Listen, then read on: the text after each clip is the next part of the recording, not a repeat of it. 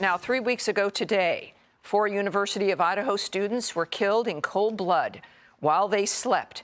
Police still have not found their killer. But now the father of one of the victims, Kaylee Gonzalez, says that the manners of death for his daughter and her best friend, Maddie, were different. Christina Coleman now is live in Moscow, Idaho. Christina. Hi, yes, the parents are desperate for answers. The Latah County coroner confirmed the cause and manner of death for the 4 murdered students as homicide by stabbing.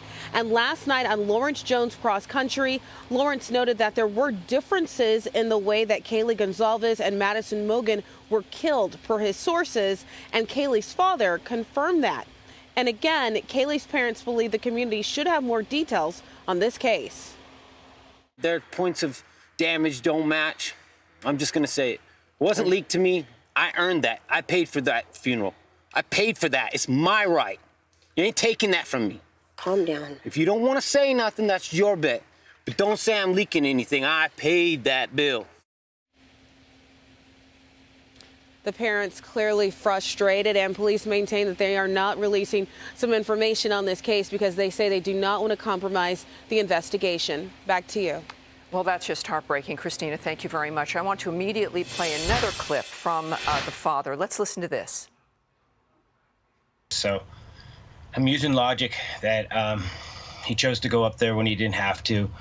And I can kind of tell by my daughter's texts, messages. She did call 911. She wasn't saying anything along the lines of like she had heard something or she was in fear. So I'm just putting the dots together.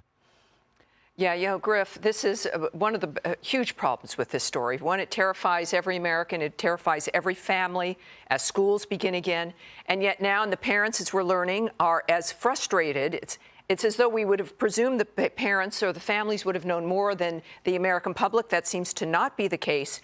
What do you make of the statements now being made in public by these parents? Well, at the risk of criticizing them, I call it sloppy, because you have to realize, even if you're a small police department, and David can speak maybe to this, the challenges, and you do have the FBI there and the behavioral analysis unit trying to figure it out, and we don't have a motive, and we don't have suspects or persons of interest, and it's 3 weeks now today. But the hardest job I've had as a reporter at Fox is the shootings when I had to interview a parent, as Lawrence did, who lost a child. And as a parent of a daughter in college right now, I can only imagine I would be at that campus. I'd have 15 suspects locked up in a hotel room interrogating them. I would be so mad at this point in the amount of really leeway you have to give investigators is running shorter and shorter and shorter. And now this, a conflict of the manner of death. And I think that what's interesting is, we can understand the parents' frustration. I think they've had a lot of patience over the last 3 weeks, and especially if they are personally seeing evidence, and he referred to the funeral, he paid for the funeral. I take from that he saw that from his daughter's body, that something was different. And they know, and you heard the wife say, calm down, right? She heard this happening. This is in their interest. It's in America's interest. Do you think that this is something that we're going to find a resolution to at some point that Americans are going to be able to trust? What do you think?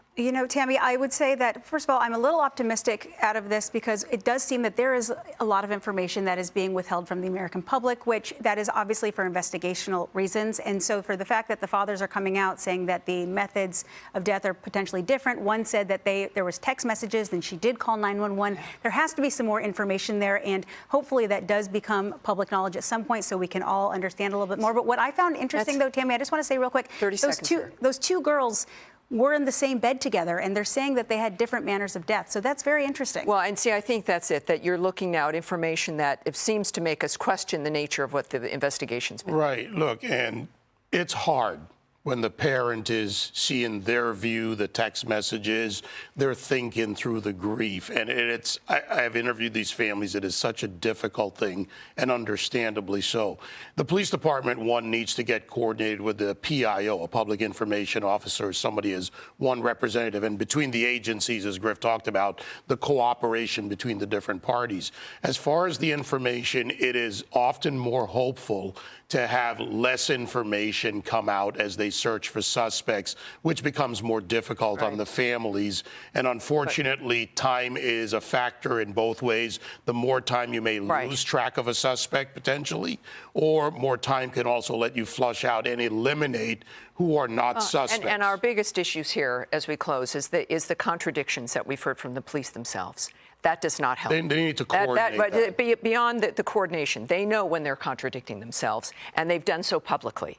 And that becomes outrageous. At any rate, clearly, we will learn more about this as each day goes on. Hi, everyone. I'm Brian Kilmeade. I want you to do me a favor. I want you to click to subscribe to the Fox News YouTube page. This is the only way that I know for sure that you're not going to miss any great commentary, any great news bites, any great interviews coming your way on Fox. You can get it all here on YouTube. So subscribe right now.